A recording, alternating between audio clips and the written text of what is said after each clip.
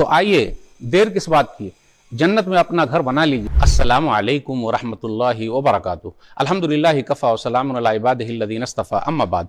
मोहतरम नाज़रीन किराम, चार मीनार के करीब मस्जिद खातमुन नबिय्यीन बन रही है। कि मस्जिद की ज़मीन एक ऐसी चीज़ है, एक ऐसा ताउन का जरिया है कि जहां आपका सदका जारिया रहेगा।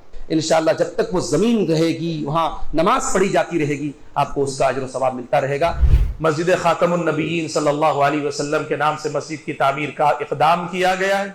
इस सिलसिले में आप हज़रात से ताउन की अपील की जा रही है। तो आइए देर किस बात की, जन्नत में अपना घर बना लीजिए। एक हदीस के अंदर आया, सुनन इब्न माजा, नबी सल्लल्लाहु अलैहि वसल्लम ने फरमाया, जिसने मस्जिद के लिए कबूतर के घोंसले के बराबर भी कोशिश की तो अल्लाह जन्नत में घर बनाएंगे। तो सबके लिए यह दरवाज़ा खुला हुआ है। हमारा और आपका घर बहुत अच्छा है, तो अल्लाह का घर बनाने में हमारा साथ दीजिए। अल्लाह आपके माल में बरकत दे, उम्र में बरकत दे और हमेशा आप सबको देने वाला बनाए रखे। आमीन। अस्सलामु अलैकुम वरहमतुल्लाहि वबरकातुहू।